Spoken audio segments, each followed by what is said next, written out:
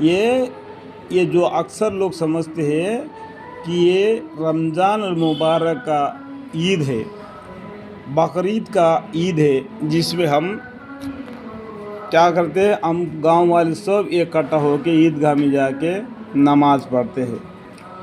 وہ عید کا دن نہیں ہے، سمجھ جاؤ میرے بھائی، وہ ایک واجب ہے، یہ فرض نہیں ہے، واجب ہے۔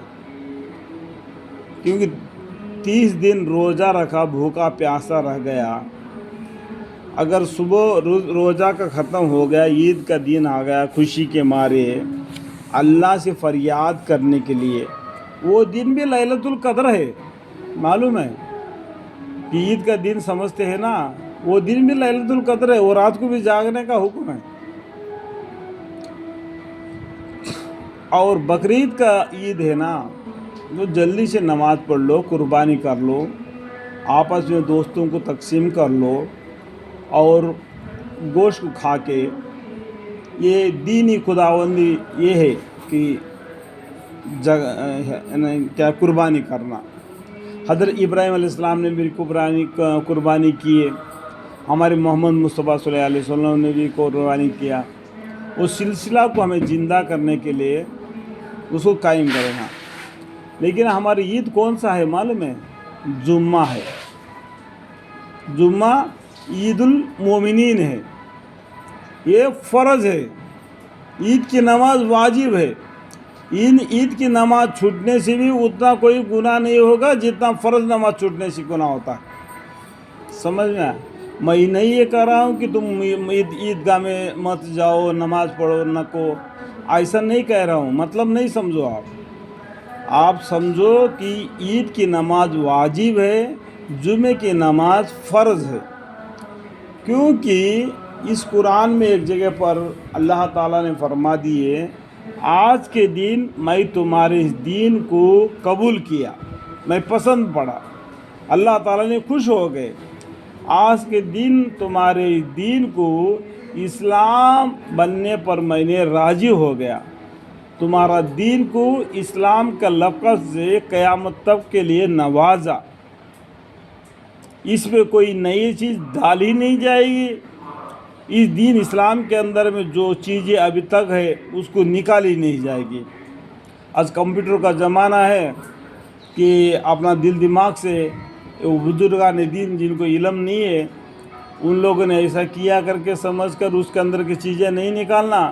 آج کمپیوٹر کا زمانہ ہے کر کے اپنا دل ہوشیاری نہیں دکھانا کہ اس کے اندر اپنی طرف سے کوئی چیز ملانا، یہ نہیں کر سکتے۔ یہ آیت قرآن میں نازل ہو گیا تو یہودیوں نے بولا، اگر اس قرآن کے اندر میں جو یہ قرآن کے جو آیتیں ہیں جو ابھی میں نے بولا آپ کو، اگر ہماری توریات میں نازل ہوتی تو ہم اس کو عید بنا لیتے، اس روز کو ہم عید بنا لیتے، یہودیوں نے بولا۔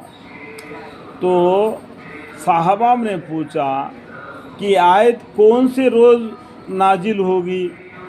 حضرت عمر رضی اللہ عنہ نے بولے، یہ آیت کس روز نازل ہوئی ہے، ہم لوگ کہاں پر تھے، کون سا وقت میں نازل ہوگی، یہ مجھے معلوم ہے۔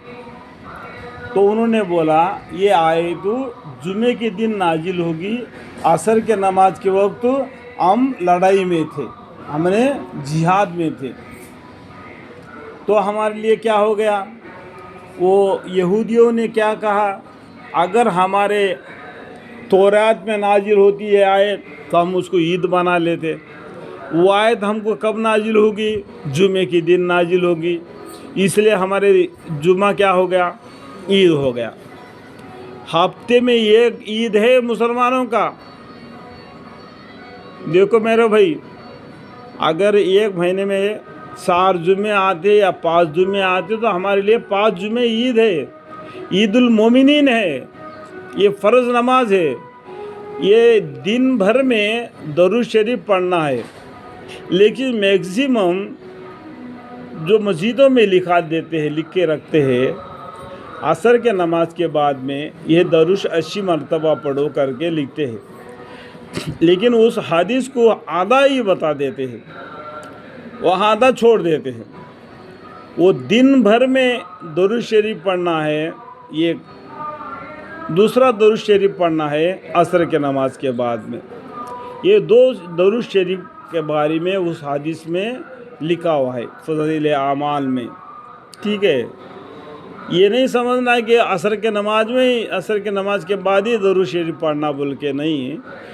جمعے کا دن جب سے شروع ہو گیا صبح کے وقت سے لے کے مغرب کے تک ایک درود شریف کا پڑھنا ہے.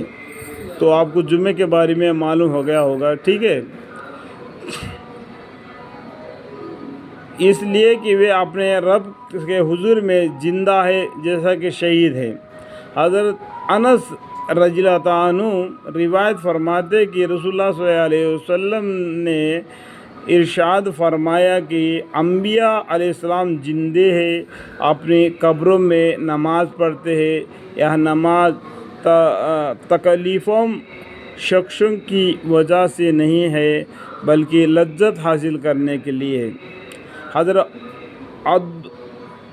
ابو ہریرہ رضی اللہ عنہ سے روایت ہے کہ حضرت سیدہ عالم صلی اللہ علیہ وسلم نے فرمایا کہ جمعے کے دن مجھ پر درود زیادہ سے زیادہ بھیجا کرو. میں ابھی جمعے کے بارے میں آپ کو پڑھ کے آپ کو سمجھا دیا، کیونکہ یہ دن مشہود ہے جس کے معنی یہ ہے کہ اس میں فرشتے کا آنا زیادہ سے زیادہ ہوتا ہے.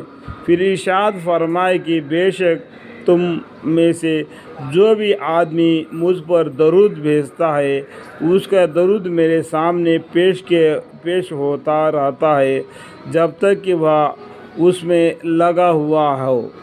سوال کیا گیا ہے کہ یا رسول اللہ وفات کے بعد کیا ہوگا؟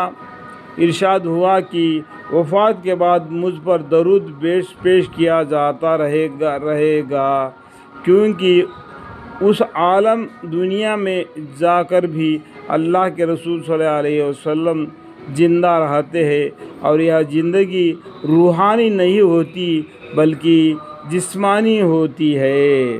کیونکہ بے شک اللہ نے زمین پر یہ حرام فرما دیا ہے کہ نبیوں کے جسموں کو کھا جاوے، اس لیے اللہ کے نبی زندہ رہتے ہیں اور اس کے روزی بھی دی جاتی ہے. الحمدللہ دنیا سے تو پردہ لے لیے پیغمبروں نے.